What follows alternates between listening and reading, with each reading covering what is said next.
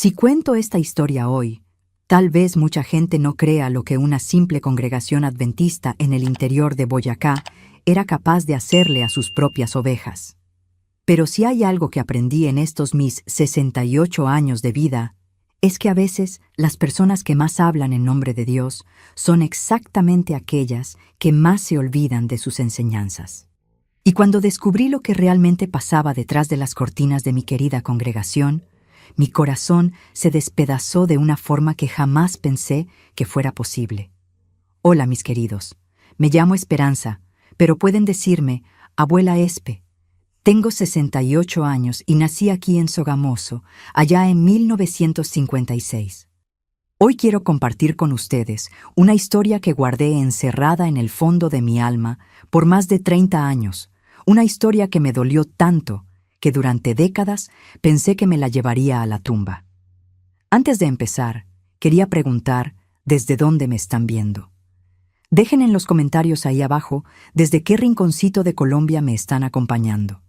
Me encanta saber que mi voz está llegando a lugares lejanos, que tal vez alguien necesita escuchar exactamente lo que tengo para contar hoy.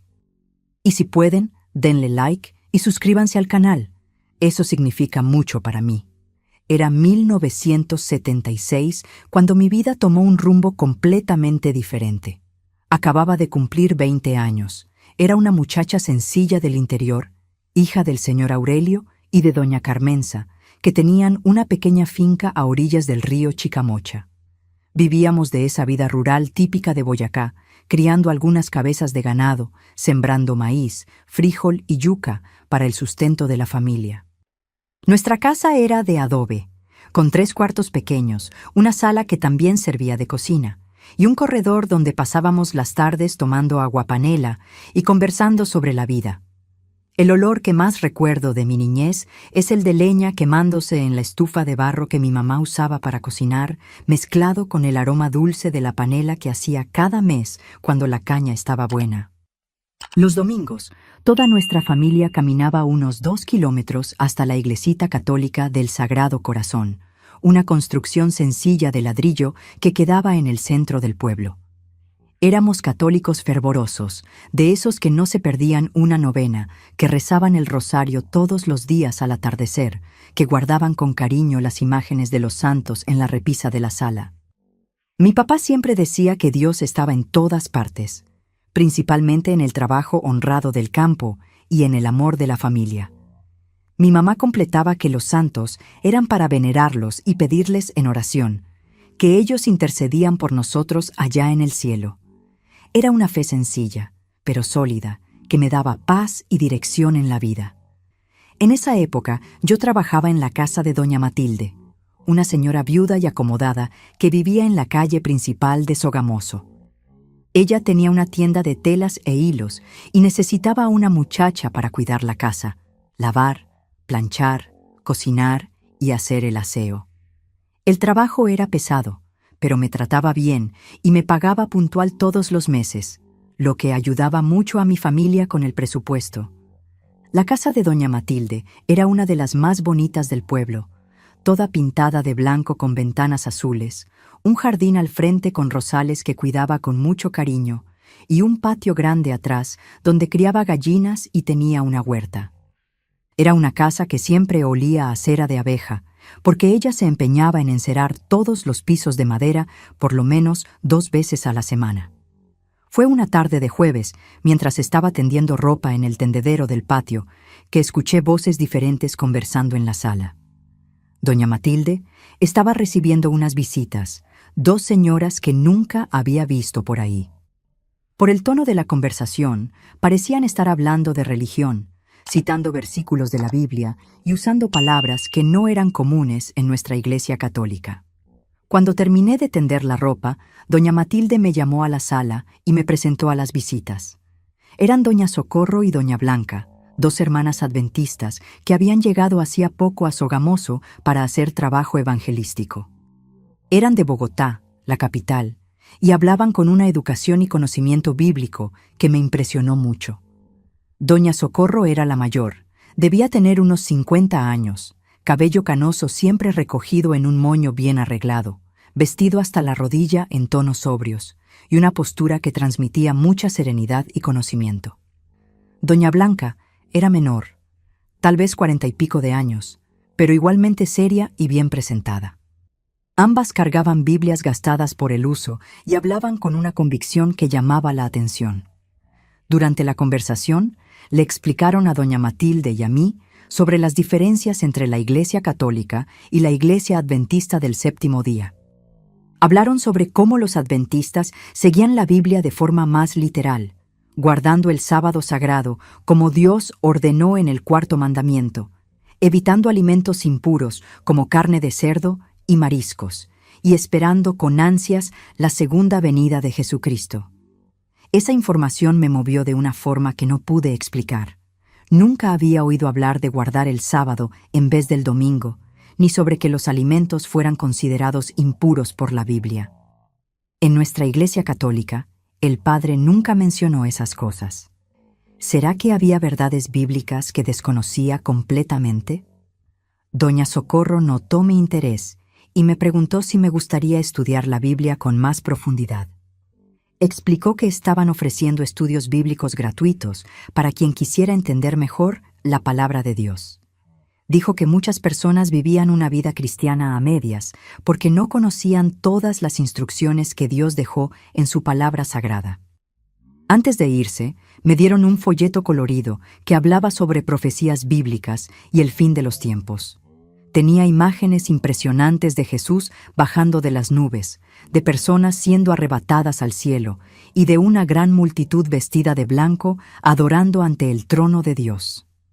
El material decía que estábamos viviendo los últimos días de la historia de la tierra y que Jesús estaba a punto de volver a buscar a su pueblo elegido. Esa noche, en casa, leí ese folleto más de 5 veces. Se lo mostré a mis papás, que se pusieron curiosos pero también un poco desconfiados. Mi papá dijo que siempre había oído decir que los adventistas eran gente buena, pero que tenían unas creencias diferentes a las de los católicos. Mi mamá comentó que ya había visto a algunas de esas personas en el pueblo, siempre bien vestidas y educadas, pero que no sabía muy bien en qué creían. Durante la semana no podía dejar de pensar en esa conversación. Las palabras de doña Socorro resonaban en mi mente. ¿Será que yo realmente conocía la Biblia? ¿Será que mi salvación estaba garantizada solo porque frecuentaba la Iglesia Católica? ¿Será que Jesús realmente estaba volviendo pronto y yo no estaba preparada? El sábado siguiente, en vez de ir a la misa dominical como siempre hacía, decidí buscar dónde se reunían los adventistas. Descubrí que alquilaban un saloncito pequeño en la casa del señor Evaristo, ahí cerca de la plaza central. Era un lugar bien sencillo, con unas 20 sillas de madera, una mesita que servía de púlpito y algunas ilustraciones bíblicas pegadas en la pared. Cuando llegué, ya había unas 15 personas ahí, la mayoría mujeres de mediana edad y algunos hombres mayores. Doña Socorro me recibió con una sonrisa cariñosa y me presentó a todo el mundo. Me impresionó el cariño e interés que me demostraron. Me preguntaron mi nombre, dónde vivía, si era mi primera vez ahí, si tenía familia. Era una recepción totalmente diferente a la de nuestra Iglesia Católica, donde la gente apenas se saludaba. El culto empezó con himnos cantados a capela, porque no tenían órgano ni piano. Pero las personas cantaban con tanto fervor, con tanta emoción, que la melodía sencilla parecía tocar mi corazón de una forma especial. Después vino la escuela sabática, que era como llamaban al estudio de la lección bíblica, donde todo el mundo participaba leyendo versículos y comentando los pasajes. Después fue el momento de la predicación, dirigida por el pastor Eliseo, un hombre de unos 45 años que había venido de Bogotá especialmente para cuidar la nueva congregación en Sogamoso. Era alto, delgado, de hablar suave pero muy convincente, siempre usando trajes bien planchados y zapatos lustrados. Tenía una forma de explicar la Biblia que hacía todo muy claro y lógico. Ese primer sábado, predicó sobre el libro de Daniel, específicamente sobre la visión de la gran imagen que el rey Nabucodonosor tuvo en sueños. Explicó detalladamente cómo esa estatua representaba los grandes imperios de la historia. La cabeza de oro era Babilonia. El pecho de plata era Medo-Persia. El vientre de bronce era Grecia. Las piernas de hierro eran Roma. Y los pies de hierro mezclado con barro eran los reinos divididos de Europa. Lo más impresionante fue cuando mostró que estábamos viviendo exactamente en el tiempo de los pies de la estatua, y que la piedra cortada sin manos humanas, que destruiría toda la imagen, representaba la segunda venida de Jesucristo. Dijo que todas las señales proféticas ya se habían cumplido, y que Jesús estaba a las puertas, listo para buscar a su pueblo preparado. Salí de ese culto con la mente bullendo de pensamientos. Nunca había oído la Biblia ser explicada de forma tan detallada y sistemática. En la Iglesia Católica, el padre leía el Evangelio y hacía un comentario rápido, pero nunca estudiábamos la Biblia versículo por versículo como vi ahí. Y esas profecías sobre el fin de los tiempos me dejaron a la vez asustada y fascinada. Durante la semana siguiente, doña Socorro vino a visitarme a la casa de doña Matilde. Trajo algunos libros que dijo que me iban a ayudar a entender mejor las doctrinas adventistas. Eran libros de Elena G. de White, a quien consideraban una profetisa, y otros materiales sobre profecías bíblicas y salud natural. Me explicó sobre el concepto adventista de que Elena White había recibido visiones especiales de Dios para guiar al pueblo remanente en los últimos días. Dijo que sus escritos no reemplazaban la Biblia, pero la explicaban de forma más clara, como si fueran anteojos que ayudaran a ver mejor la verdad divina. Empezamos a tener estudios bíblicos regulares, 2 veces por semana. Doña Socorro me enseñó sobre la inmortalidad del alma ser una mentira originada en el Edén, cuando la serpiente le dijo a Eva que ciertamente no moriría. Explicó que cuando morimos, dormimos un sueño inconsciente hasta la resurrección, y que la idea de ir directo al cielo o al infierno era una invención católica sin base bíblica. También aprendí sobre el concepto del santuario celestial y el juicio investigativo. Según la doctrina adventista, en 1844, Jesús había pasado del lugar santo al lugar santísimo en el santuario celestial, iniciando la fase final de la expiación. Ahora estaba investigando los registros de cada persona para determinar quién sería salvo cuando volviera a la tierra. Estas revelaciones me impactaron profundamente. Si era verdad que Jesús estaba juzgando los casos en el cielo en ese exacto momento, yo necesitaba estar segura de que mi vida estaba en orden delante de Dios. Las prácticas católicas, que siempre consideré normales, como venerar santos y rezarle a María, de repente parecían cuestionables a la luz de estos nuevos entendimientos bíblicos. Mis papás empezaron a notar cambios en mi comportamiento. Ya no comía carne de cerdo, evitaba el café y las gaseosas, y los sábados prefería quedarme estudiando la Biblia en casa en vez de ayudar con las tareas domésticas. Cuando me preguntaban sobre estos cambios, trataba de explicarles lo que estaba aprendiendo, pero se quedaban confundidos y preocupados. Mi mamá decía que me estaba volviendo diferente, que esas personas me estaban metiendo ideas raras en la cabeza. Mi papá, más práctico, comentaba que demasiada religión hace mal, que lo importante es ser buena persona y trabajar honradamente. Pero yo sentía que había encontrado la verdad bíblica por primera vez en la vida y no quería volver atrás. Doña Matilde también notó los cambios y a veces hacía comentarios. Era católica devota y no entendía por qué estaba abandonando las tradiciones de mi familia para seguir una religión diferente. Pero como era una persona respetuosa, nunca me prohibió continuar los estudios, solo me pedía que no mezclara mis creencias con el trabajo. Fueron 6 meses de estudios intensivos hasta que tomé la decisión de bautizarme. El pastor Eliseo dijo que el bautismo era un paso fundamental, el momento en que oficialmente entraría al pueblo remanente de Dios y tendría mi nombre escrito en el libro de la vida. Explicó que solo los bautizados adventistas tendrían la garantía de salvación cuando Jesús volviera. La ceremonia del bautismo fue emocionante y se hizo en el río Chicamocha, en una parte más honda donde la corriente era calmada. El pastor Eliseo hizo una oración pidiendo que Dios me recibiera como hija y me guiara por los caminos de la verdad. Cuando me sumergí en esa agua y salí de ahí, sentí que realmente estaba naciendo de nuevo, como Jesús le dijo a Nicodemo. Mis papás fueron a ver el bautismo, aunque no entendían muy bien el significado. Se emocionaron de verme tan feliz, pero también se pusieron tristes porque sabían que me estaba alejando de la religión de la familia. Mi mamá lloró bajito y dijo que solo esperaba que siguiera siendo la misma hija buena de siempre. Después del bautismo, mi vida en la congregación cambió completamente. Ahora me consideraban una hermana de verdad, y con eso vinieron nuevas responsabilidades.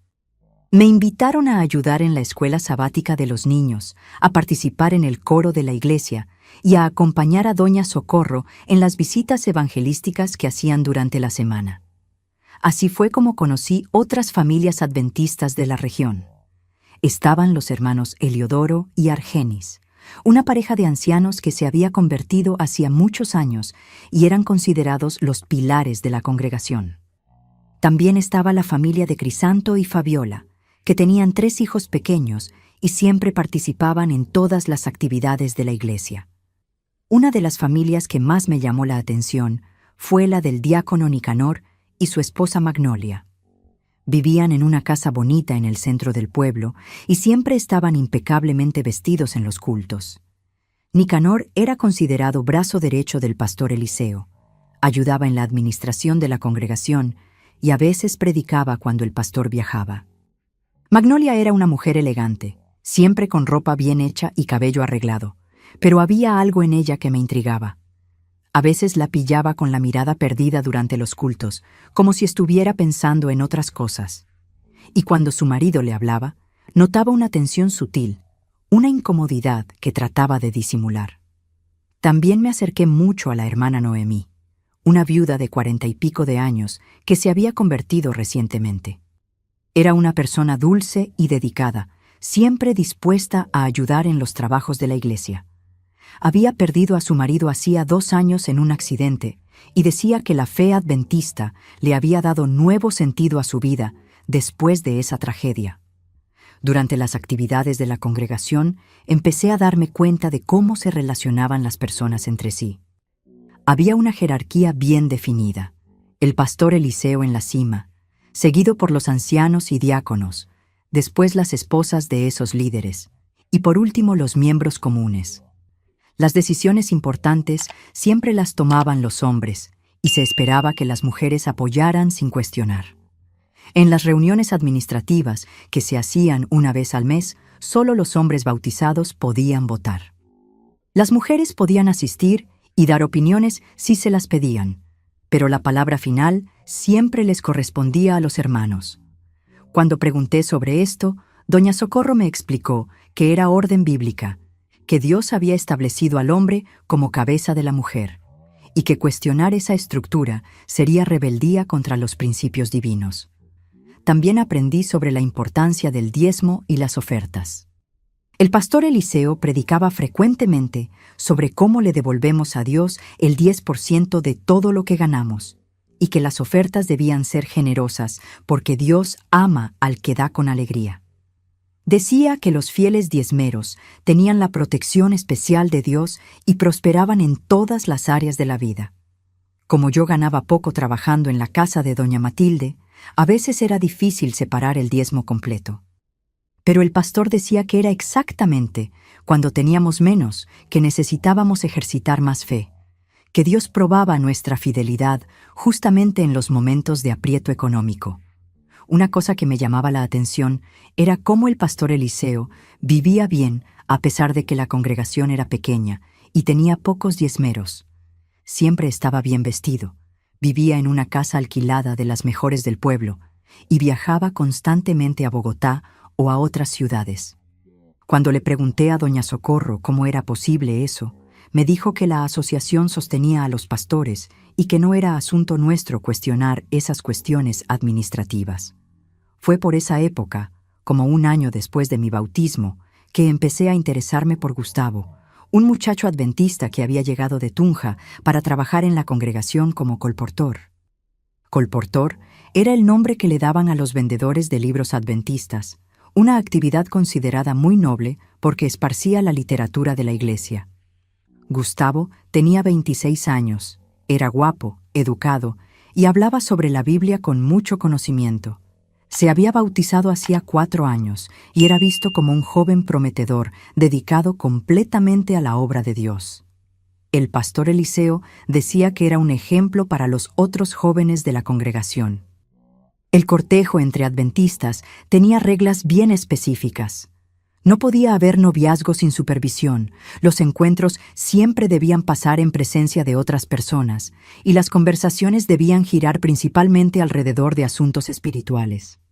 El pastor Eliseo decía que los matrimonios basados en los principios bíblicos eran más sólidos que aquellos basados solo en pasión carnal. Gustavo empezó a demostrar interés en mí durante las actividades de la iglesia.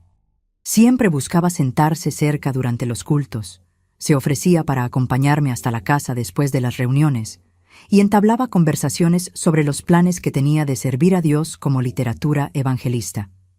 Decía que estaba orando para que Dios le mostrara la persona correcta para compartir esa misión sagrada. Nuestra relación se desarrolló lentamente, siempre dentro de los parámetros establecidos por la Iglesia. Conversábamos sobre doctrinas bíblicas, sobre nuestros testimonios de conversión, sobre cómo queríamos usar nuestras vidas para honrar a Dios. Me parecía bonita esa seriedad espiritual, tan diferente de los muchachos católicos que conocía, que solo pensaban en diversión y cosas mundanas. Mis papás se sorprendieron cuando supieron de mi interés por Gustavo. Tenían la esperanza de que me casara con algún muchacho católico de la región, alguien cuya familia ya conocieran. Pero cuando vieron que Gustavo era respetuoso y trabajador, terminaron aceptando, aunque no entendían muy bien esa historia del adventismo. Después de 6 meses de cortejo supervisado, Gustavo me pidió matrimonio. Hizo la propuesta durante una caminata hasta el río, en presencia de doña Socorro, que siempre nos acompañaba. Dijo que había orado mucho y tenía la certeza de que Dios había preparado nuestros caminos para unirse en el santo matrimonio. Nos casamos en marzo de 1978, en una ceremonia sencilla en el salón alquilado de la congregación. El pastor Eliseo dirigió la ceremonia y habló sobre cómo el matrimonio adventista era diferente de los matrimonios mundanos, porque estaba basado en el temor a Dios y en el deseo de formar una familia cristiana para honrar el nombre del Señor. Fuimos a vivir a una casita pequeña de 2 cuartos que alquilamos cerca de la congregación. Gustavo continuó su trabajo como colportor, saliendo temprano en la mañana para visitar las casas y regresando al final de la tarde. Yo dejé el empleo en la casa de doña Matilde para dedicarme exclusivamente al hogar y a las actividades de la iglesia, como se esperaba de una esposa adventista. Los primeros meses de matrimonio fueron tranquilos. Gustavo era cariñoso y respetuoso. Siempre me incluía en las oraciones familiares que hacíamos todas las mañanas y todas las noches. Teníamos nuestro altar doméstico, como lo llamaban, donde leíamos la Biblia juntos y le pedíamos a Dios dirección para nuestras vidas. Mi participación en la congregación aumentó después del matrimonio. Pasé a liderar el grupo de las mujeres en las actividades asistenciales, organizaba las campañas para recoger ropa y alimentos para familias necesitadas y ayudaba en las decoraciones de los eventos especiales de la iglesia. Me sentía útil e importante en la obra de Dios. Fue durante ese período de mayor actividad que empecé a observar ciertas cosas que me dejaban inquieta. Por ejemplo, en las campañas asistenciales que organizábamos, recogíamos bastante material de las familias adventistas, pero yo rara vez veía esas donaciones llegar hasta las familias necesitadas. Cuando preguntaba sobre el destino de las recolecciones, siempre me decían que había sido entregado, pero nunca presencié las entregas. Otra cosa que me molestaba era la forma como se tomaban algunas decisiones en la congregación. El pastor Eliseo y los ancianos se reunían en privado y después comunicaban las decisiones al resto de la iglesia. Cuando alguien cuestionaba alguna elección, era reprendido por no confiar en el liderazgo que Dios había establecido. También empecé a notar comportamientos extraños en algunas reuniones. El pastor Eliseo tenía la costumbre de llamar a algunas hermanas para conversaciones particulares en su despacho improvisado en un cuarto de atrás. Esas conversaciones a veces duraban más de 1 hora, y cuando las hermanas salían, muchas parecían avergonzadas o emocionalmente afectadas. Una vez presencié una escena que me dejó muy incómoda. La hermana Noemí había sido llamada para una de esas conversaciones particulares, y cuando salió del cuarto estaba visiblemente perturbada. Sus ojos estaban rojos como si hubiera llorado, y parecía querer salir de la iglesia rápidamente. Cuando traté de conversar con ella, dijo apenas que estaba pasando por un momento difícil y que el pastor la estaba ayudando con consejería espiritual. Meses después, Noemí empezó a faltar a los cultos de sábado. Cuando iba, se quedaba aislada, ya no participaba más en las actividades como antes. Traté de acercarme varias veces para saber si podía ayudar en algo, pero siempre cambiaba el tema, diciendo que todo estaba bien. Un día, me encontré con Noemí en el mercado del pueblo e insistí para que me contara qué estaba pasando.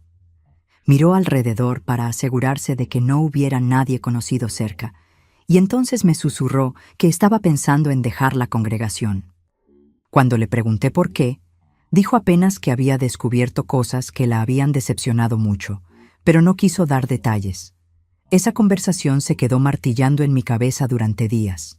¿Qué cosas habrían decepcionado tanto a una persona dedicada como Noemí al punto de querer abandonar la fe adventista? Empecé a prestar más atención a los detalles del día a día de la congregación, tratando de entender si había algo malo que no estaba percibiendo. Fue entonces que empecé a fijarme en pequeñas cosas que antes pasaban desapercibidas. Como el pastor Eliseo siempre elogiaba públicamente a ciertas hermanas, diciendo que eran ejemplos de dedicación y espiritualidad.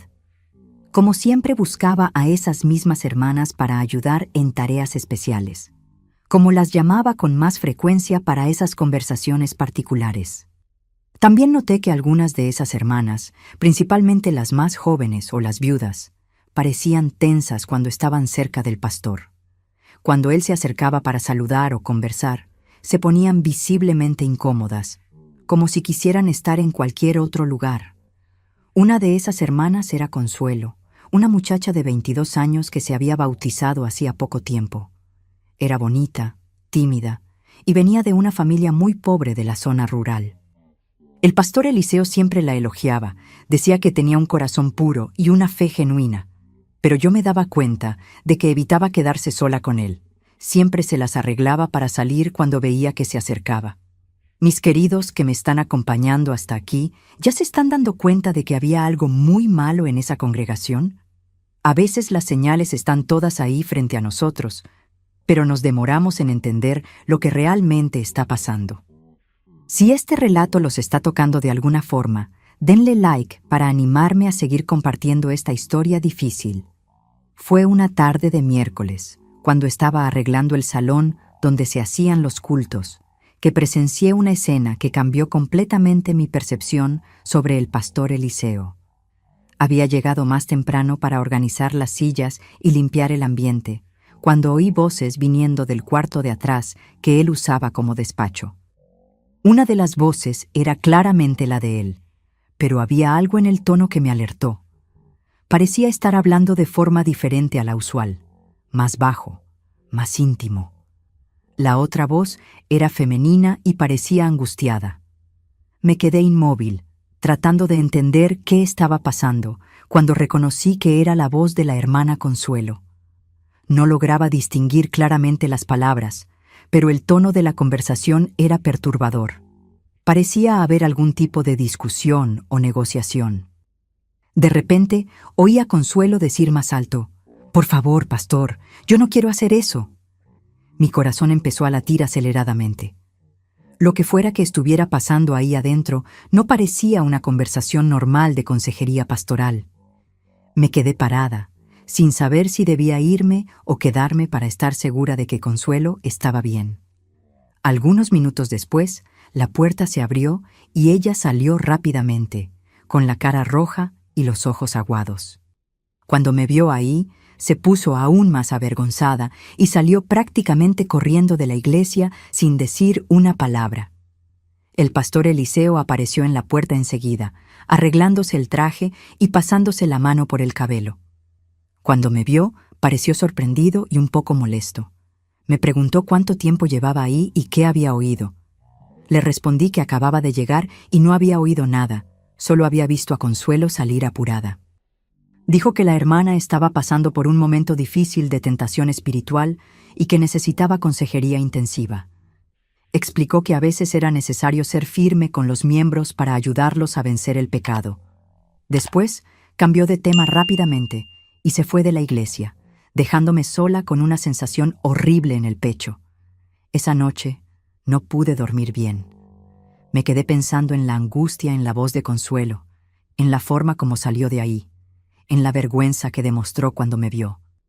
Gustavo se dio cuenta de que estaba perturbada y me preguntó qué había pasado. Le conté sobre el episodio, pero me dijo que no debía meterme en asuntos que no me concernían. Según Gustavo, el pastor Eliseo era un hombre de Dios escogido para liderar la congregación, y si estaba aconsejando a Consuelo de forma más severa, debía ser porque ella realmente lo necesitaba. Dijo que los pastores tenían el discernimiento espiritual que nosotros, miembros comunes, no poseíamos, y que cuestionar la autoridad pastoral era abrir brecha para que el diablo sembrara dudas en la congregación. Pero yo no podía sacarme esa escena de la cabeza. En los días siguientes, observé a Consuelo atentamente durante los cultos. Estaba diferente, más callada que lo normal. Evitaba la mirada de las otras personas y parecía querer irse rápidamente siempre. Cuando el pastor Eliseo predicaba, mantenía los ojos bajos como si no pudiera mirarlo. Decidí tratar de conversar con Consuelo en una oportunidad. Logré abordarla después de un culto, cuando estaba saliendo sola. Le pregunté si todo estaba bien, si necesitaba algo, si podía ayudar de alguna forma. Me miró con una expresión de desesperación que nunca voy a olvidar, como si quisiera mucho hablar, pero no supiera cómo o tuviera miedo de las consecuencias. Consuelo dijo apenas que estaba pasando por un periodo difícil de prueba, que Dios estaba probando su fe y que el pastor Eliseo la estaba ayudando a mantenerse firme en el camino de la salvación. Pero la forma como hablaba, el temblor en la voz, la manera como miraba nerviosamente alrededor mientras conversábamos, todo eso me decía que había mucho más detrás de esas palabras. Cuando insistí un poco más, preguntándole si se sentía cómoda con el tipo de consejería que estaba recibiendo, Consuelo se puso visiblemente asustada. Dijo que yo no debería hacer ese tipo de preguntas, que cuestionar los métodos pastorales era pecado grave y que no quería ser responsable de plantar semillas de rebeldía en mi corazón. Salí de esa conversación aún más inquieta. ¿Por qué Consuelo reaccionó con tanto miedo a una pregunta simple sobre su bienestar? ¿Por qué parecía aterrorizada con la posibilidad de que alguien cuestionara los métodos del pastor Eliseo? Empecé a darme cuenta de que había un clima de intimidación en la congregación que nunca había notado antes. Durante las semanas siguientes, pasé a observar más atentamente la dinámica de poder dentro de la iglesia. Me di cuenta de que cualquier cuestionamiento, por menor que fuera, era inmediatamente etiquetado como rebeldía espiritual o influencia demoníaca. Las personas tenían miedo de expresar dudas o preocupaciones porque sabían que serían disciplinadas públicamente o incluso excluidas de la congregación. También empecé a notar patrones perturbadores en el comportamiento del pastor Eliseo con ciertas mujeres. Siempre escogía a las más vulnerables, viudas, muchachas de familias pobres, mujeres con problemas conyugales, para recibir su cuidado pastoral especial. Esas mujeres eran constantemente elogiadas en público, pero en privado parecían estar constantemente bajo presión y vigilancia. Una de esas mujeres era la hermana Magnolia, la esposa del diácono Nicanor. Aunque casada con uno de los líderes de la iglesia, demostraba señales claras de infelicidad. Durante los cultos, la veía mirando a su marido con una expresión que mezclaba miedo y resentimiento. Y cuando el pastor Eliseo se dirigía a ella, Nicanor se ponía tenso, como si estuviera monitoreando cada palabra y gesto. Un día, después de un culto particularmente largo, presencié una discusión susurrada entre Nicanor y su esposa en el estacionamiento de la iglesia. Él estaba claramente molesto y le hablaba de forma áspera a Magnolia, que respondía en tono de súplica. Aunque no lograba oír las palabras exactas, el lenguaje corporal de ambos indicaba que era una pelea seria sobre algo que la dejaba muy angustiada. Cuando se dieron cuenta de que yo estaba cerca, Nicanor inmediatamente cambió el tono y empezó a hablar sobre asuntos triviales, como si nada hubiera pasado. Magnolia forzó una sonrisa y me saludó normalmente, pero sus ojos estaban rojos y sus manos temblaban ligeramente. Era obvio que estaba pasando por algún tipo de sufrimiento que no podía o no se atrevía a compartir. Estas observaciones empezaron a formar un patrón preocupante en mi mente.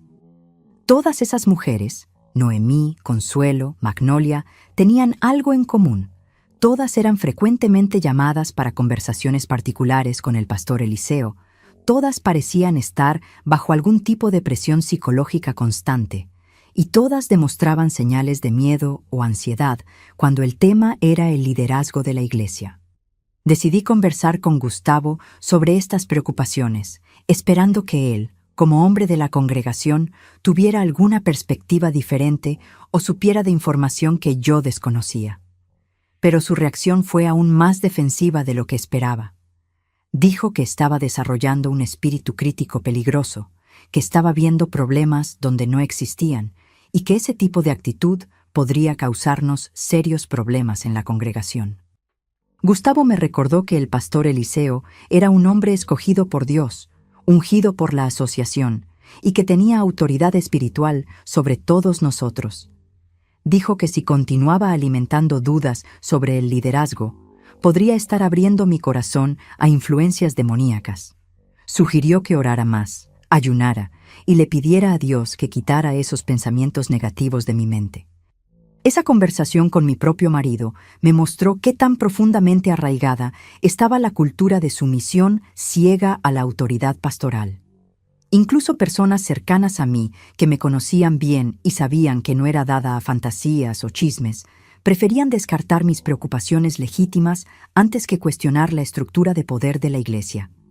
Fue entonces que empecé a entender cómo los sistemas de abuso logran perpetuarse por tanto tiempo. Cuando una institución logra convencer a sus miembros de que cuestionar el liderazgo es pecado, cuando crea un ambiente donde las dudas son tratadas como debilidad espiritual, se vuelve prácticamente imposible para las víctimas buscar ayuda o para los observadores intervenir. Durante ese periodo, mi propia participación en la congregación empezó a cambiar. Yo seguía frecuentando todos los cultos y actividades. Seguía cumpliendo mis responsabilidades como esposa de miembro activo, pero internamente estaba cada vez más incómoda con lo que veía a mi alrededor. Era como si me hubiera puesto anteojos nuevos que me permitían ver cosas que siempre habían estado ahí, pero que había escogido ignorar. Un evento que marcó profundamente este cambio en mi percepción fue lo que pasó con la familia del hermano Plácido y la hermana Leonor.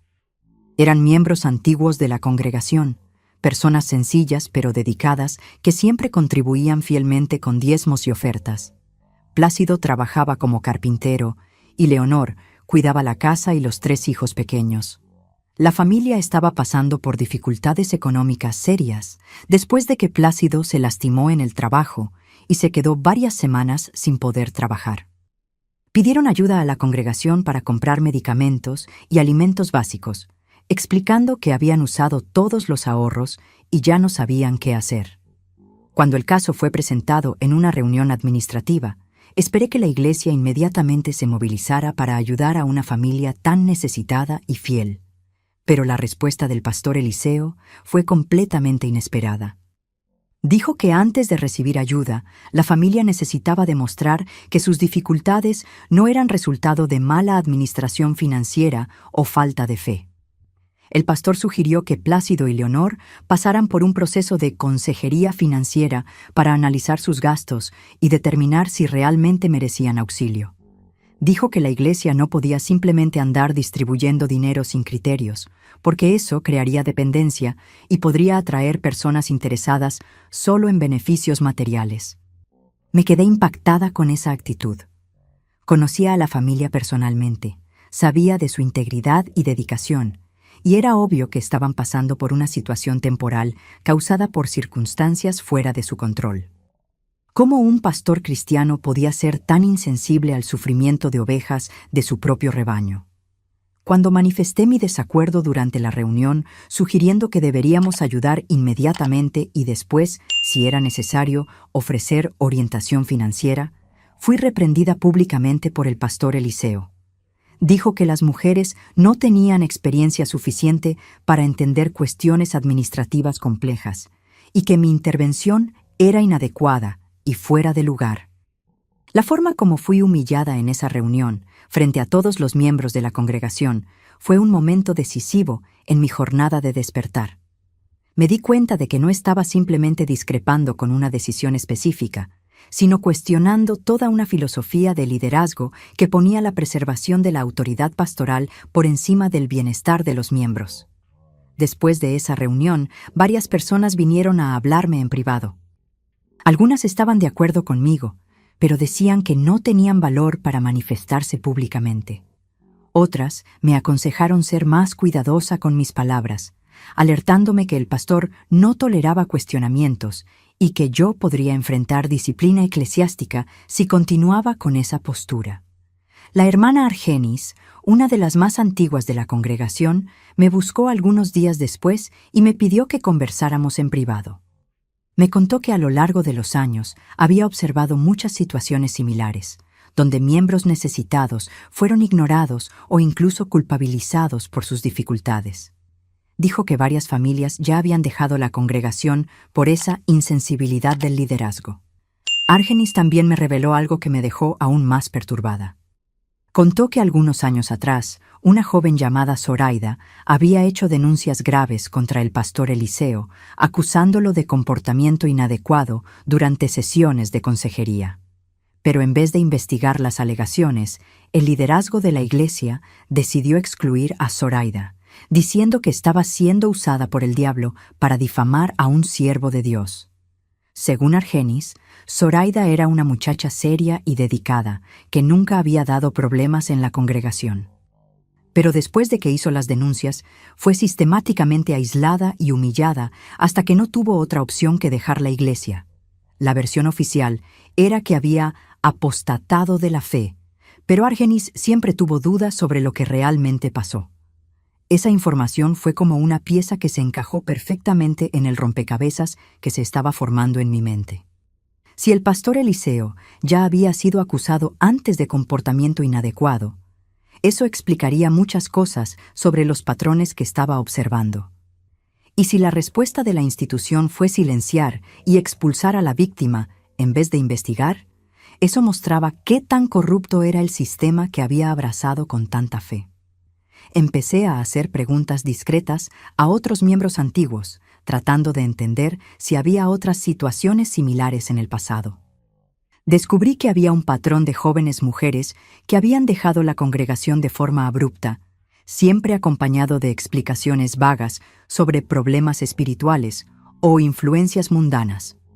Una de esas situaciones había pasado con una muchacha llamada Concepción, que según me contaron, era muy activa en la iglesia hasta que de repente empezó a faltar a los cultos y después desapareció completamente. La versión oficial era que se había involucrado con un muchacho no adventista y había escogido el mundo en vez de la iglesia, pero algunas personas susurraban que había más cosas detrás de esa salida. Cuanto más investigaba discretamente, más evidencia se encontraba de que había problemas sistémicos en la congregación que eran consistentemente barridos debajo de la alfombra. La cultura de silencio era tan fuerte que incluso personas que tenían sospechas o información relevante preferían callarse antes que enfrentar las consecuencias de desafiar la narrativa oficial. Este descubrimiento me puso en una posición muy difícil. Por un lado, sentía la responsabilidad moral de hacer algo para proteger a otras mujeres que pudieran estar siendo victimizadas. Por otro lado, sabía que cualquier acción mía sería interpretada como rebeldía espiritual y resultaría en mi exclusión de la congregación. La presión psicológica de esa situación empezó a afectar mi salud y mi relación con Gustavo.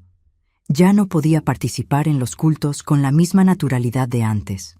Cada vez que veía al pastor Eliseo predicando sobre pureza y santidad, sentía una rabia que tenía dificultad para controlar. Y cuando veía mujeres vulnerables siendo llamadas para conversaciones particulares, se me revolvía el estómago. Gustavo estaba cada vez más molesto con mi cambio de actitud. Decía que estaba perdiendo el gozo de la salvación, que mi fe se estaba enfriando, y que necesitaba volver al primer amor que había demostrado cuando me convertí. Cuando trataba de explicar mis preocupaciones, las descartaba como tentaciones del diablo para alejarme de la verdad. La situación en casa se deterioró al punto de tener discusiones frecuentes sobre mi problema espiritual. Gustavo llegó al punto de sugerir que buscara consejería pastoral para resolver mis conflictos internos. La ironía de la situación era obvia para mí, pero él no podía ver que justamente la consejería pastoral era la raíz de los problemas que estaba identificando. Fue durante ese periodo de conflicto intenso que pasó el evento que finalmente me abrió los ojos completamente a la realidad de la situación. Era un jueves por la tarde, y había ido a la iglesia para organizar algunas cosas para el programa especial del sábado siguiente. Pensé que no había nadie ahí, pero cuando llegué cerca del cuarto de atrás, oí voces viniendo del despacho pastoral. Esta vez pude oír claramente parte de la conversación, y lo que escuché me dejó completamente horrorizada. Era el pastor Eliseo hablando con una voz que nunca le había oído usar, baja, íntima, manipuladora, y la otra voz era claramente de consuelo, que parecía estar llorando y suplicando. «Por favor, pastor, ya hice lo que usted me pidió la semana pasada», oía Consuelo decir entre sollozos. «No puedo más. Esto no está bien. Mi conciencia no aguanta más». La respuesta del pastor fue aún más impactante. «Hija, tienes que entender que Dios a veces pide cosas difíciles de sus siervos. Acuérdate de que tu salvación depende de tu obediencia a aquellos que Él puso sobre ti. Si resistes mi orientación, estarás resistiendo al mismo Dios». «Pero, pastor, esto no parece correcto según la Biblia». Consuelo respondió con la voz temblorosa. «Leí los versículos que usted citó, pero no dicen lo que usted está interpretando». «¿Quién eres tú para interpretar la Biblia?». La voz del pastor se puso más dura y amenazante. «Tú eres apenas una oveja joven en la fe. Yo soy el pastor ungido por Dios para esta congregación. Cuando cuestionas mi interpretación, estás cuestionando la misma autoridad divina». Mi corazón estaba latiendo tan fuerte que tenía la certeza de que ellos podrían oírlo. Nunca había presenciado una manipulación psicológica tan clara y cruel. El pastor estaba usando la fe y el miedo de la condenación eterna para coaccionar a esa pobre muchacha a hacer cosas contra su voluntad y conciencia. «Tengo miedo, pastor», Consuelo siguió llorando. «Miedo de que alguien se entere, miedo de que mi familia sepa, miedo de que Dios me castigue por estas cosas». «Tu miedo es señal de que el diablo está tratando de confundirte», respondió el pastor con falsa gentileza. «Cuando servimos a Dios de verdad, a veces tenemos que hacer cosas que el mundo no entiende. Acuérdate de Abraham, que estaba dispuesto a sacrificar a su propio hijo por obediencia a Dios». La comparación blasfema me dio náuseas. El pastor estaba usando la historia sagrada de Abraham para justificar sus actos abusivos, distorsionando las escrituras de una forma que llegaba a ser demoníaca. «Además», continuó el pastor, ahora con un tono claramente amenazante, «si hablas sobre nuestros encuentros con alguien, ¿a quién crees que van a creerle? Yo soy el pastor respetado de esta congregación, escogido por la asociación. Tú eres apenas una muchacha joven de familia pobre que llegó aquí hace poco tiempo. Cualquier cosa que digas será vista como calumnia contra un hombre de Dios». Esa amenaza explícita fue el momento en que entendí completamente la dimensión de lo que estaba pasando. no se trataba solo de comportamiento inadecuado o falta de sensibilidad pastoral. Era un sistema deliberado de abuso psicológico y espiritual, donde un hombre en posición de autoridad usaba su influencia para explotar mujeres vulnerables. Logré salir silenciosamente de la iglesia sin ser detectada, pero llegué a casa en estado de shock completo. No podía procesar totalmente lo que había oído, pero sabía que algo definitivo había cambiado en mi percepción de la congregación y de todo en lo que había creído por los últimos años. Esa noche no pude dormir ni comer. Me quedé imaginando cuántas otras mujeres estaban pasando por lo mismo que Consuelo, cuántas habían sido silenciadas o expulsadas por tratar de resistir, cuántas familias habían sido destruidas por ese sistema corrupto que se escondía detrás de una fachada religiosa.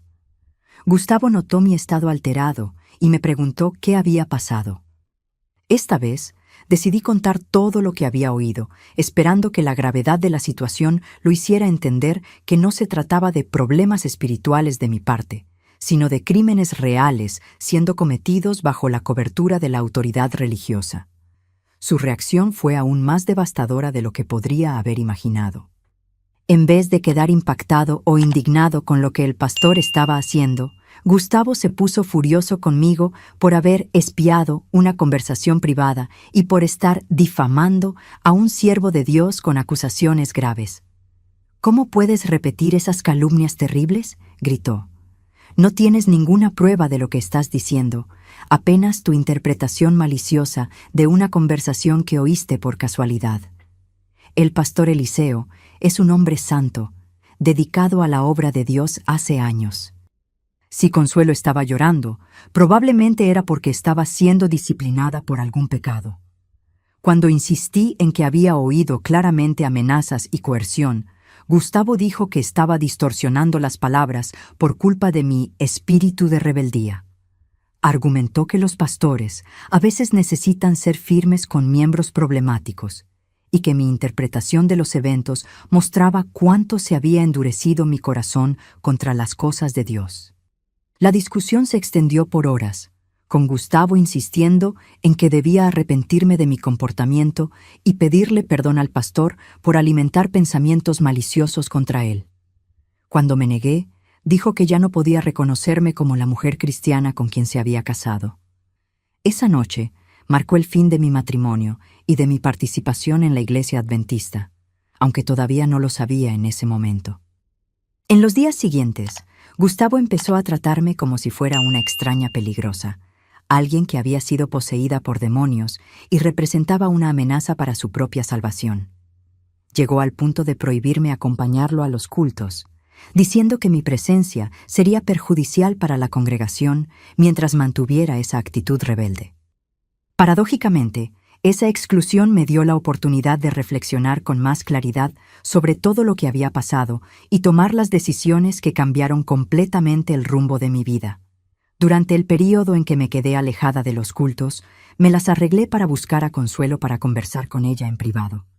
La encontré en el mercado y le pedí que nos sentáramos en un lugar reservado donde pudiéramos hablar sin interrupciones. Esta vez, en vez de hacer preguntas generales sobre su bienestar, fui directa al punto. «Consuelo», le dije, mirándola directamente a los ojos. «Sé que algo está pasando entre tú y el pastor Eliseo que no está bien. Oí parte de una conversación que tuvieron y sé que estás sufriendo, no tienes que pasar por esto sola».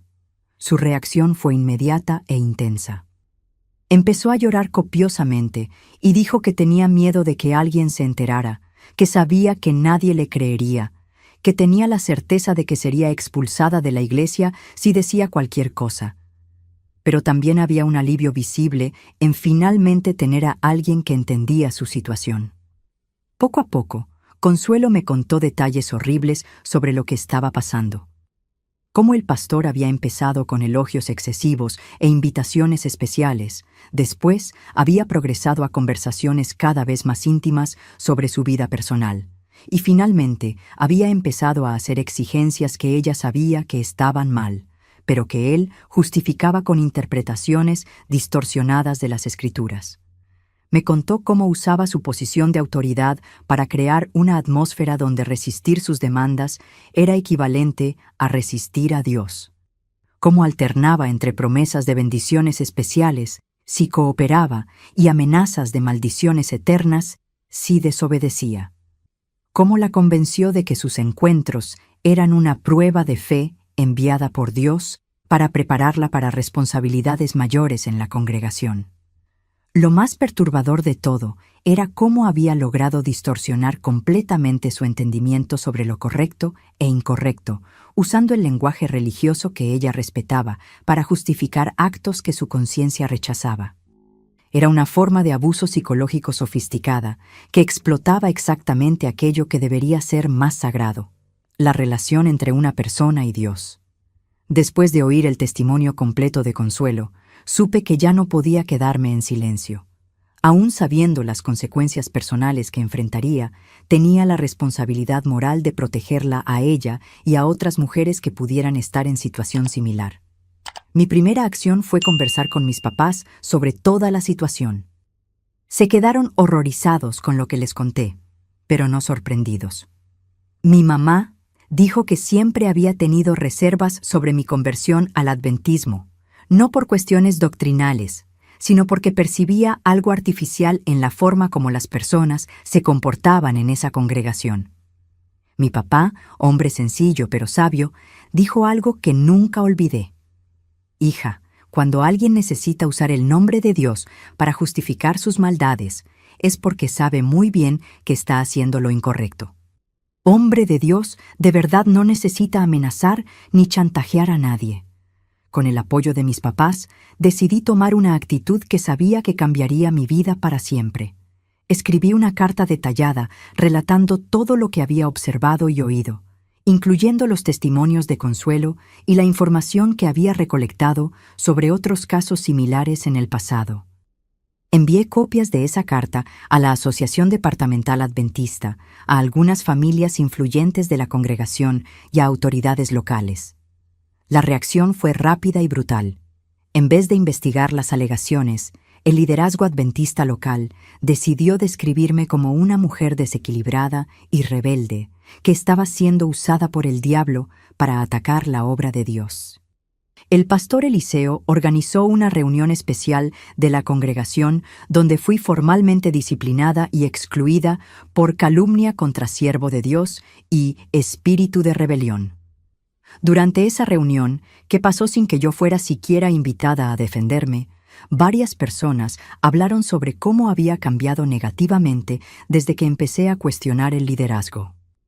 Gustavo hizo un discurso emocionado sobre cómo su esposa había sido poseída por demonios y cómo estaba considerando el divorcio para proteger su propia salvación. Consuelo, que estaba presente en la reunión, fue presionada públicamente a negar todo lo que me había contado en privado. Con lágrimas en los ojos, dijo que yo había interpretado mal algunas conversaciones y que nunca había habido cualquier comportamiento inadecuado por parte del pastor Eliseo. Pude ver en sus ojos el terror absoluto de enfrentar las consecuencias de decir la verdad. La exclusión oficial de la congregación fue acompañada de instrucciones para que ningún miembro mantuviera contacto conmigo, bajo pena de también ser disciplinados. De una hora para otra, personas que consideraba amigos cercanos me trataban como si fuera un fantasma. Cuando las encontraba en la calle, cambiaban de dirección o bajaban los ojos como si no me vieran. Gustavo pidió el divorcio poco después de mi exclusión, alegando que no podía continuar casado con una apóstata que representaba riesgo para su salvación eterna. El proceso fue rápido porque no ofrecí resistencia. Sabía que nuestro matrimonio había terminado en el momento en que él escogió proteger la institución en vez de proteger a su propia esposa. Los meses siguientes fueron los más difíciles de mi vida. Estaba sola, rechazada por la comunidad religiosa que se había vuelto mi mundo, divorciada, viviendo otra vez con mis papás a los 23 años. Muchas noches lloré hasta no tener más lágrimas, preguntándome si había hecho lo correcto, si valía la pena haber destruido mi vida por una cuestión de principios. Pero con el tiempo, empezaron a llegar confirmaciones de que mi actitud no había sido en vano. Algunas personas de la congregación, que no habían tenido valor para apoyarme públicamente, empezaron a buscarme en secreto para contar sus propias experiencias y sospechas. Descubrí que varias familias ya habían dejado la iglesia a lo largo de los años por razones similares, pero nunca habían hablado abiertamente sobre sus motivaciones. Una de esas personas fue la hermana Argenis, que vino a visitarme algunos meses después de mi exclusión. Me contó que varias mujeres de la congregación se habían acercado a ella para hablar sobre comportamientos inadecuados del pastor Eliseo, pero que todas tenían demasiado miedo para tomar cualquier actitud oficial. Argenis también me trajo una noticia que me dio alguna sensación de justicia. Consuelo había finalmente encontrado valor para hablar. Después de ver cómo me habían tratado por defenderla, Consuelo se dio cuenta de que el sistema nunca la iba a proteger y que su única opción era salir de la situación completamente. Había conversado con sus papás sobre todo lo que estaba pasando, y ellos, furiosos, habían buscado autoridades en la ciudad para hacer una denuncia formal. Aunque la investigación fue dificultada por la cultura de silencio de la congregación, la presión fue suficiente para que la asociación transfiriera al pastor Eliseo a otra región. La versión oficial era que había sido promovido para una posición administrativa en Bogotá, pero personas bien informadas sabían que en realidad era una forma discreta de sacarlo de Sogamoso antes de que más escándalos salieran a la luz. Desafortunadamente, eso significaba que continuaría teniendo acceso a otras congregaciones y otras víctimas potenciales en su nueva posición. Esa transferencia, aunque inadecuada como solución definitiva, por lo menos trajo algún alivio para las mujeres que estaban siendo victimizadas en Sogamoso. Varias de ellas empezaron a recuperarse gradualmente, algunas incluso dejando la congregación para buscar otras formas de expresar su fe. Durante ese periodo de reconstrucción de mi vida, tuve mucho tiempo para reflexionar sobre todo lo que había pasado.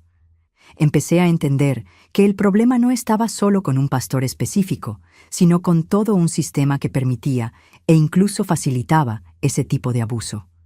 La estructura jerárquica rígida, la doctrina de sumisión absoluta a la autoridad, la cultura de silenciar cuestionamientos, todo eso creaba el ambiente perfecto para que depredadores espirituales operaran sin consecuencias. También empecé a cuestionar muchas de las doctrinas que había abrazado con tanta convicción. Si una institución que se presentaba como el pueblo remanente de Dios era capaz de tanta corrupción y crueldad, tal vez sus reivindicaciones de exclusividad espiritual no fueran tan válidas como pensaba. Tal vez la salvación fuera más simple y menos dependiente de pertenecer a la organización correcta. Lentamente, empecé a reconstruir mi fe sobre bases diferentes. En vez de la fe basada en miedo y conformidad que caracterizaba mi experiencia adventista, empecé a desarrollar una relación con Dios basada en amor, misericordia y búsqueda genuina de la verdad. Descubrí que podía mantener mi creencia en Jesucristo sin necesidad de aceptar todo el equipaje institucional que venía junto. También me reconecté con mi herencia católica, pero esta vez con una perspectiva más madura y crítica. Me di cuenta de que toda institución religiosa, por más bien intencionada que sea, está sujeta a la corrupción cuando el poder se concentra en las manos de pocas personas sin mecanismos adecuados de rendición de cuentas.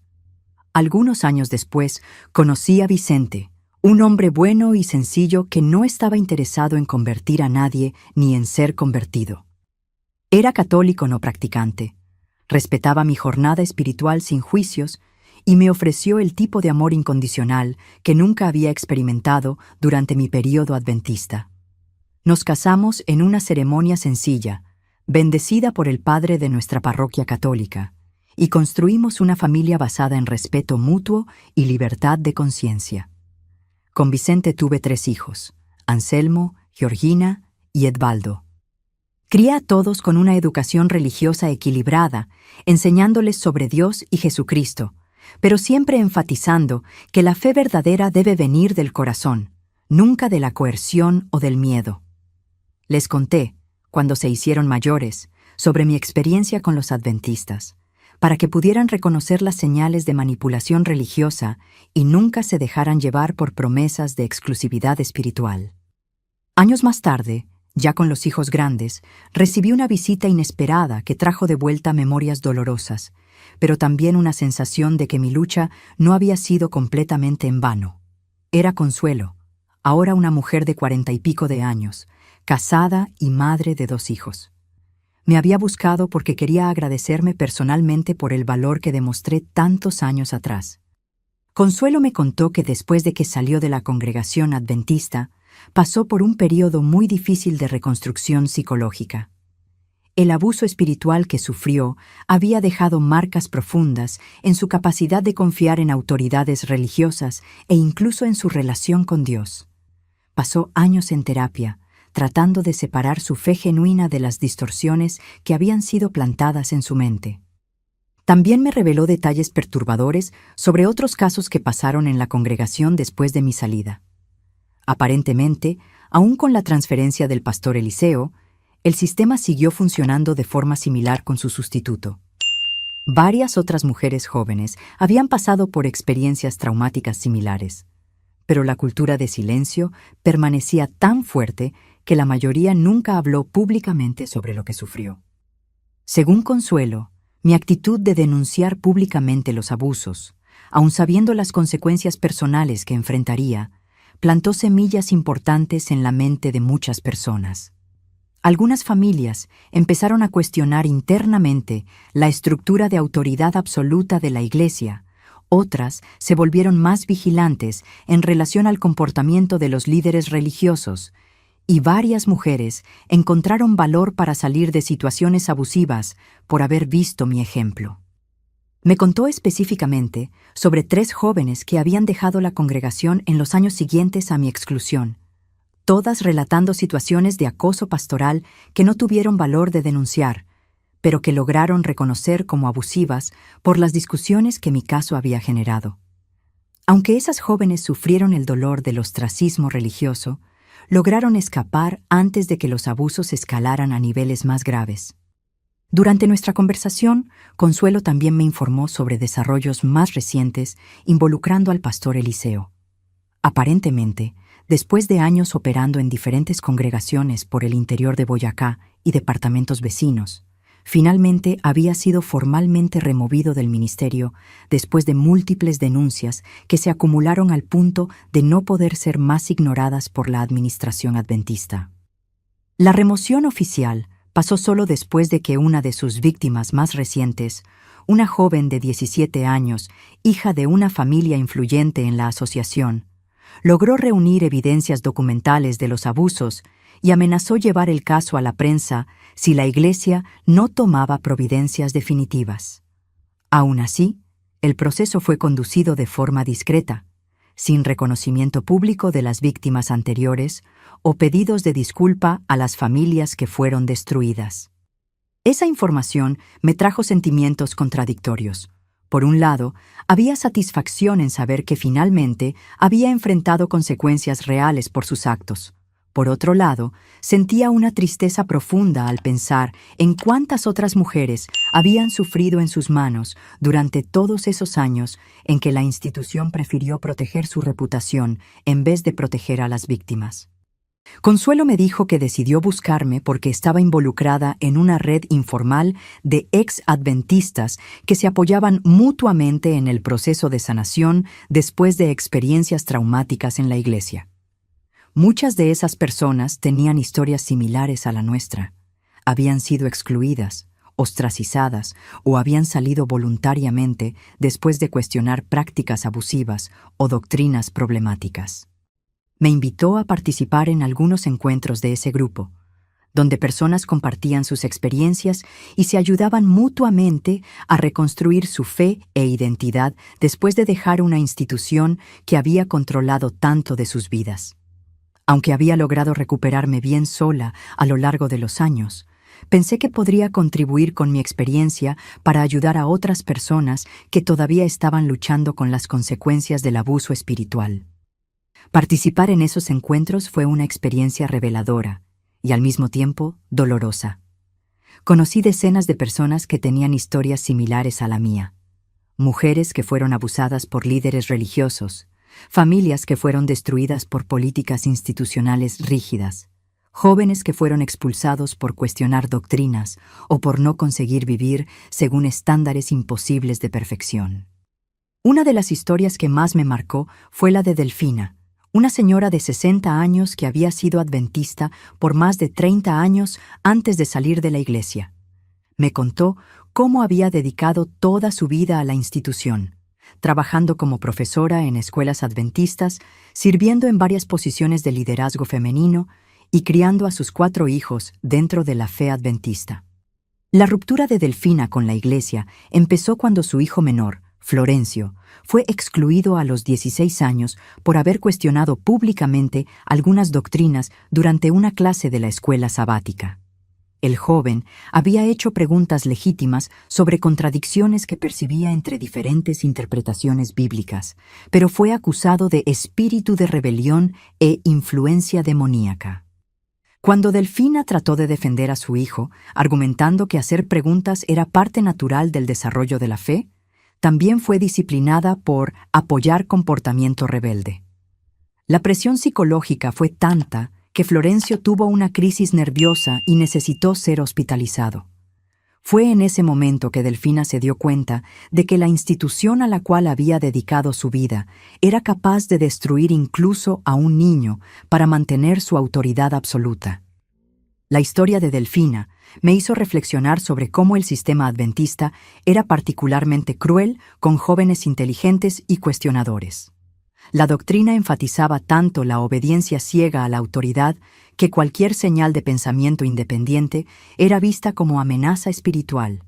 Eso creaba un ambiente donde solo personas sumisas y acríticas lograban prosperar, mientras que mentes más analíticas y curiosas eran sistemáticamente silenciadas o expulsadas. Otra historia que me impactó profundamente fue la de Serafina, una mujer de 50 años que había perdido contacto con 2 de sus 3 hijos por conflictos relacionados a las reglas rígidas de la iglesia adventista. Sus hijos mayores, Custodio y Marcolina, se habían rebelado contra las restricciones extremas impuestas por la religión y habían salido de casa siendo todavía adolescentes, cortando completamente el contacto con la familia. Serafina me explicó cómo la iglesia enseñaba que padres fieles debían disciplinar con amor a hijos rebeldes, lo que en la práctica significaba una combinación de manipulación emocional, aislamiento social y amenazas de condenación eterna. Cuando sus hijos empezaron a cuestionar por qué no podían participar en actividades normales de adolescentes, como deportes escolares los sábados o fiestas de cumpleaños con música secular, fueron tratados como si estuvieran siendo influenciados por el diablo. La presión para mantener a los hijos en el camino correcto se volvió tan intensa que destruyó completamente las relaciones familiares. Custodio salió de casa a los 16 años después de una discusión particularmente violenta sobre su negativa a participar en actividades evangelísticas.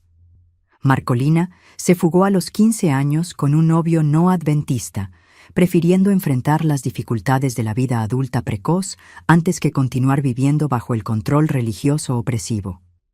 Serafina pasó años siguiendo los consejos pastorales de no ceder al chantaje emocional de los hijos rebeldes, manteniendo las puertas cerradas hasta que volvieran a los caminos del Señor. Cuando finalmente se dio cuenta de que la iglesia estaba más interesada en mantener su autoridad que en preservar familias, ya era demasiado tarde. Sus hijos adultos no quisieron saber más de ella, asociándola permanentemente con el sistema religioso que los había rechazado. Esas historias me hicieron entender que mi experiencia, por más dolorosa que hubiera sido, todavía estaba lejos de ser la peor consecuencia del sistema adventista. Por lo menos había logrado salir relativamente temprano, antes de tener hijos que pudieran ser perjudicados, y había tenido el apoyo de mis papás durante todo el proceso. Muchas personas no tuvieron esa suerte y pagaron precios mucho más altos por su libertad de conciencia. Durante los encuentros del grupo de apoyo, empecé a entender mejor los mecanismos psicológicos que hacían tan difícil para las personas dejar sistemas religiosos abusivos, aun cuando reconocían que algo estaba mal. La Iglesia Adventista, como muchas otras organizaciones autoritarias, usaba una combinación sofisticada de técnicas de control mental que incluían aislamiento social, dependencia emocional, miedo de castigo divino y alternancia entre recompensas y castigos. Una de las técnicas más eficaces era la creación de una identidad grupal exclusiva, donde los miembros se veían como especiales, escogidos, superiores a las otras personas. Esa sensación de superioridad espiritual hacía extremadamente difícil cuestionar la organización, porque hacerlo significaba cuestionar la propia identidad y valor personal. Salir de la iglesia no era solo un cambio religioso, sino una pérdida completa del sentido de propósito y pertenencia. Otra técnica poderosa era la doctrina de la verdad presente, que enseñaba que Dios estaba revelando verdades especiales a través de la organización adventista, y que cuestionar esas revelaciones era equivalente a rechazar al mismo Dios. Eso creaba una mentalidad donde cualquier crítica externa era automáticamente descartada como oposición satánica, y donde dudas internas eran vistas como debilidad espiritual que necesitaba ser combatida. El sistema también usaba efectivamente la culpa y la vergüenza como herramientas de control. Los miembros eran constantemente recordados de sus imperfecciones y de la necesidad de esforzarse más para alcanzar los estándares divinos. Cualquier falla personal era interpretada como evidencia de falta de fe o dedicación insuficiente. Eso mantenía a las personas en un constante estado de inseguridad espiritual, siempre dependiendo de la aprobación de los líderes para sentirse aceptadas por Dios. Participar en las discusiones del grupo de apoyo también me ayudó a procesar mejor mi propia experiencia y a entender que muchos de los sentimientos que había experimentado, como confusión, rabia, tristeza e incluso alivio, eran reacciones normales a una situación anormal. Durante años me había preguntado si había exagerado en mi respuesta a los problemas que observé, si tal vez debería haber tratado de reformar el sistema desde adentro en vez de confrontarlo directamente. Pero oyendo las historias de otras personas que intentaron diferentes enfoques, me di cuenta de que sistemas verdaderamente corruptos no pueden ser reformados por aquellos que están sujetos a su autoridad. Las estructuras de poder están diseñadas específicamente para resistir cambios que amenacen esa autoridad, y personas que tratan de promover reformas son sistemáticamente marginalizadas, desacreditadas o expulsadas. Una de las personas del grupo, un ex pastor adventista llamado Germán, me explicó cómo había tratado durante años de trabajar dentro del sistema para combatir los abusos que observaba. Había documentado casos, hecho reportes para administradores superiores e incluso propuesto cambios en las políticas institucionales para mejor proteger miembros vulnerables. En cada caso, sus preocupaciones fueron minimizadas, sus reportes fueron archivados sin investigación y sus propuestas de cambio fueron rechazadas como innecesarias o potencialmente perjudiciales para la unidad de la Iglesia. Cuando persistió en sus críticas, empezó a enfrentar presión administrativa creciente, con sus responsabilidades siendo gradualmente reducidas y su reputación siendo cuestionada por otros líderes. Germán me contó que el punto de ruptura vino cuando descubrió que uno de los pastores, bajo su supervisión, estaba abusando sexualmente de menores durante campamentos de la Juventud Adventista. Cuando llevó el caso a la administración de la asociación, fue instruido a lidiar discretamente con la situación para evitar escándalo público. Cuando insistió en que el caso debería ser reportado a las autoridades civiles, fue removido de su posición por falta de discernimiento administrativo. La experiencia de Germán me mostró que incluso personas en posiciones de liderazgo dentro del sistema son impotentes para combatir su corrupción cuando esa corrupción es sistemática y protegida por los niveles más altos de la jerarquía. La única opción real para personas con conciencia moral era salir completamente del sistema, aún sabiendo que eso significaría perder carreras, relaciones e identidad social construida a lo largo de décadas. Durante mi participación en el grupo de apoyo, también conocí varias personas que estaban en diferentes etapas del proceso de reconstrucción de sus vidas después de dejar la iglesia adventista. Algunos todavía luchaban con depresión y ansiedad causadas por el trauma religioso, otros estaban trabajando para reconstruir relaciones familiares dañadas, y algunos pocos ya habían logrado encontrar paz y propósito en nuevas formas de espiritualidad.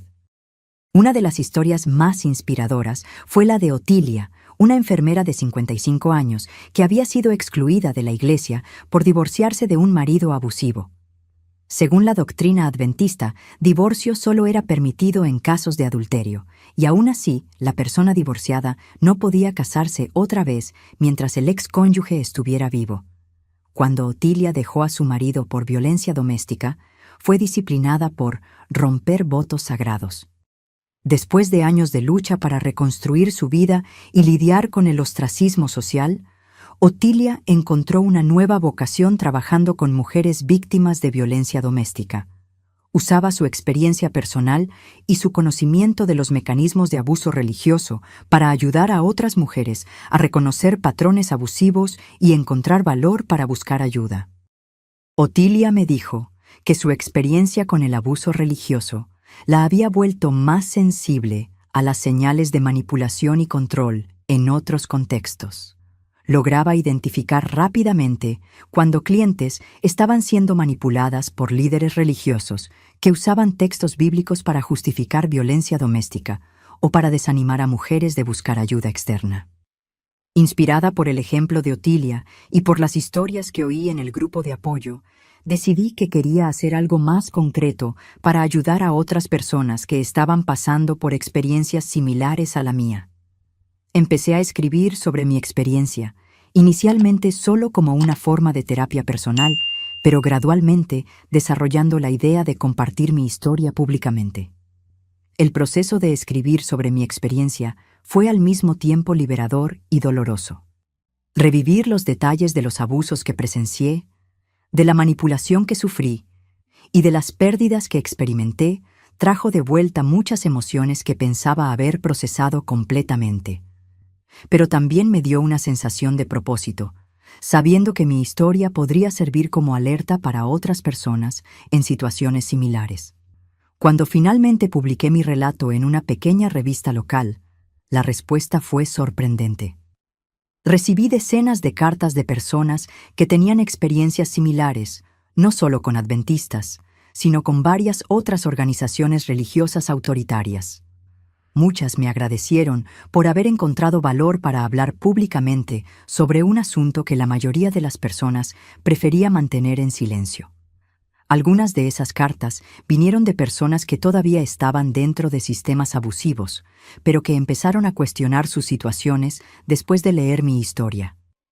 Otras vinieron de exmiembros que se sintieron validados al ver sus propias experiencias reflejadas en mi relato. Y algunas vinieron de familiares de personas involucradas en grupos religiosos controladores, que finalmente entendieron por qué sus seres queridos se comportaban de forma tan diferente. Una carta particularmente conmovedora vino de una joven de 22 años llamada Ernestina, que estaba siendo presionada por su congregación adventista para casarse con un hombre mucho mayor que no amaba. Su familia y los líderes de la iglesia estaban usando argumentos bíblicos sobre sumisión femenina y confianza en la providencia divina para convencerla de que la resistencia al matrimonio era rebeldía espiritual. Después de leer mi historia, Ernestina encontró valor para rechazar el matrimonio arreglado y eventualmente dejar la congregación. Me escribió años después para agradecerme, contando que se había vuelto profesora y se había casado por amor con un hombre que respetaba su autonomía e inteligencia. Su carta me recordó cómo una sola voz de disidencia puede hacer diferencia en la vida de personas que se sienten atrapadas en situaciones imposibles. A lo largo de los años siguientes, continué recibiendo correspondencias de personas que habían sido impactadas por mi relato. Algunas compartían sus propias historias, Otras pedían consejos sobre cómo lidiar con situaciones difíciles en sus congregaciones, y algunas simplemente querían expresar gratitud por ver sus experiencias validadas por alguien que entendía lo que habían pasado. Esas correspondencias me hicieron percibir que el problema del abuso religioso era mucho más amplio de lo que había imaginado inicialmente. No se trataba solo de algunos líderes corruptos en organizaciones específicas, sino de patrones sistemáticos que se repetían en muchos contextos religiosos diferentes. La combinación de autoridad espiritual, aislamiento social y adoctrinamiento psicológico creaba condiciones propicias para abuso en cualquier grupo que se considerara exclusivamente correcto. Una de las cartas más perturbadoras que recibí vino de una mujer llamada Vicentina, que me contó sobre su experiencia en una congregación pentecostal donde el pastor usaba supuestos dones espirituales para manipular y controlar a los miembros. Alegaba recibir revelaciones divinas sobre la vida personal de las personas, incluyendo con quién debían casarse, qué empleos debían aceptar e incluso cuántos hijos debían tener. Vicentina me describió cómo el pastor usaba esas supuestas revelaciones para aislar personas de sus familias, drenar recursos financieros de los miembros y mantener un harén no oficial de mujeres que eran convencidas de que habían sido escogidas por Dios para servirlo de formas especiales.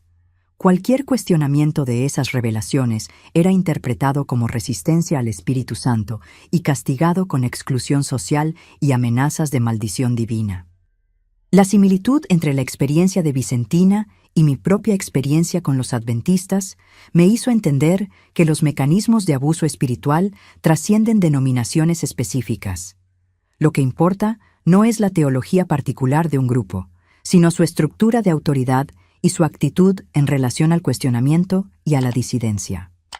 Grupos que afirman tener acceso exclusivo a la verdad divina, que desaniman a miembros de buscar información de fuentes externas, que castigan cuestionamientos como pecado y que exigen obediencia absoluta al liderazgo, son intrínsecamente propensos al abuso, independientemente de sus creencias doctrinales específicas.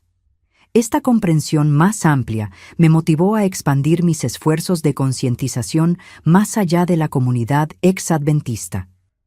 Empecé a escribir artículos para periódicos locales sobre las señales de alerta de grupos religiosos abusivos, a dar conferencias para grupos comunitarios sobre cómo proteger jóvenes del reclutamiento por organizaciones controladoras, y a trabajar informalmente como consejera para personas tratando de dejar situaciones religiosas abusivas.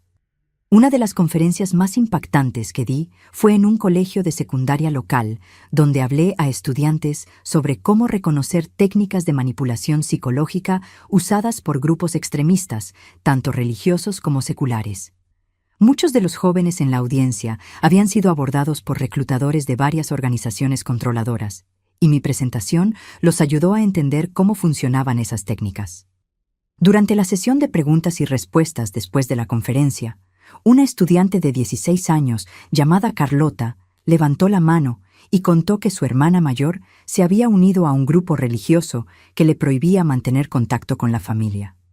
Quería saber si había alguna forma de ayudar a su hermana a percibir que estaba siendo manipulada. Tuve que explicar a Carlota una de las realidades más dolorosas sobre situaciones de control mental, que personas de afuera rara vez logran convencer a alguien de dejar un grupo abusivo a través de argumentos lógicos o apelaciones emocionales.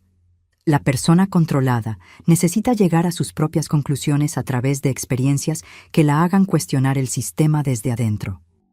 Lo que familias y amigos pueden hacer es mantener las puertas abiertas, continuar demostrando amor incondicional, evitar ataques directos al grupo que solo reforzarán la mentalidad de persecución, y estar listos para ofrecer apoyo cuando la persona finalmente decida salir. Es un proceso frustrante que puede tomar años o incluso décadas, pero presionar demasiado generalmente resulta en mayor aislamiento. Esas conversaciones con jóvenes me recordaron mi propia vulnerabilidad cuando fui reclutada por los adventistas. Era una joven de 20 años, trabajando lejos de la familia, buscando propósito y significado en la vida. Era exactamente el tipo de persona que grupos religiosos controladores buscan, suficientemente inteligente para ser atraída por explicaciones complejas, pero emocionalmente vulnerable lo suficiente para ser manipulada por promesas de pertenencia y propósito especial. Si alguien me hubiera alertado en esa época sobre las técnicas de reclutamiento que estaban siendo usadas conmigo, probablemente habría ignorado las advertencias y las habría interpretado como oposición satánica a mi jornada espiritual. Es la naturaleza insidiosa del control mental que convence a las víctimas de que están haciendo elecciones libres e informadas, cuando en realidad están siendo sistemáticamente manipuladas. Reflexionando sobre mi jornada a lo largo de los años, puedo ver cómo cada fase fue necesaria para mi crecimiento personal y espiritual. El periodo inicial de conversión me enseñó sobre dedicación y disciplina espiritual. La fase de despertar me enseñó sobre valor moral y la importancia de defender principios aun cuando eso cuesta caro personalmente. El periodo de exclusión me enseñó sobre resistencia y autosuficiencia. Y los años de reconstrucción me enseñaron sobre perdón, tanto para otros como para mí misma. Hoy, a los 68 años, puedo decir que soy una persona más fuerte, más sabia y más compasiva por todo lo que pasé. No desearía que nadie enfrentara el tipo de trauma que experimenté, pero también reconozco que esas experiencias me dieron una perspectiva única y una capacidad de ayudar a otros que otras personas no tienen. Mi fe actual es muy diferente de la fe rígida y basada en miedo que caracterizó mis años adventistas. Es una fe más suave, más inclusiva, más enfocada en el amor que en el juicio. Creo en un Dios que es demasiado grande para ser contenido en una sola denominación o interpretación doctrinal, y que valora sinceridad y bondad por encima de conformidad institucional. Todavía leo la Biblia regularmente, pero ahora la interpreto a través de los lentes del amor y la misericordia, en vez de los lentes del miedo y la condenación.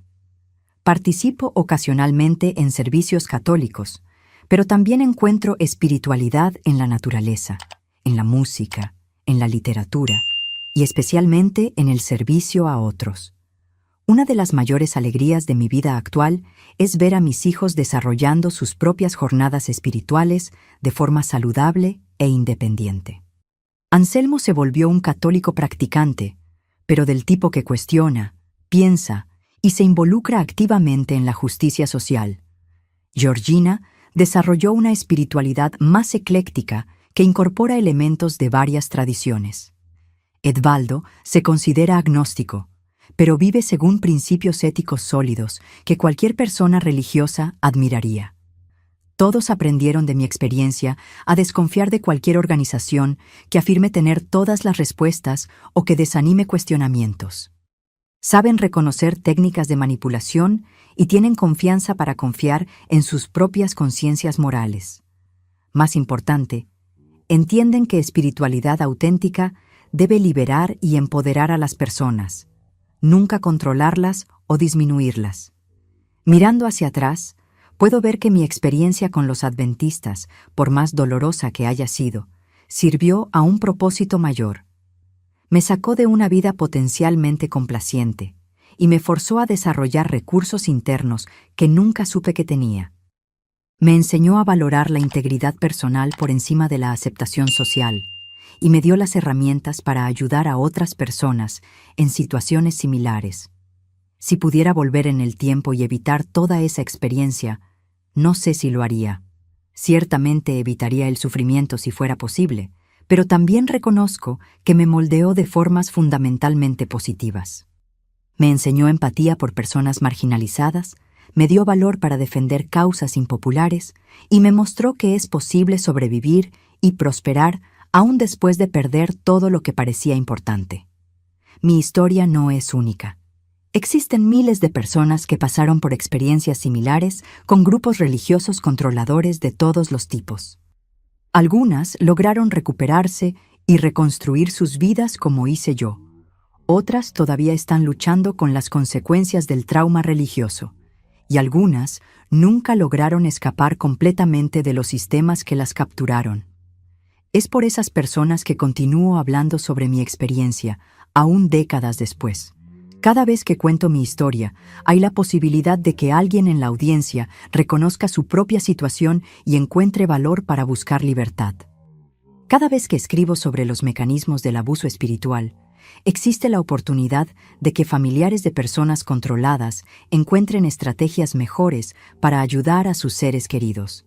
Y cada vez que valido la experiencia de alguien que fue herido por una institución religiosa, estoy contribuyendo a romper el silencio que permite que esos sistemas abusivos continúen operando sin consecuencias. El silencio es el mejor amigo del abusador, y la verdad hablada con valor es su mayor amenaza. Mis queridos que me acompañaron hasta aquí en esta jornada larga y a veces dolorosa, espero que mi historia los haya tocado de alguna forma significativa.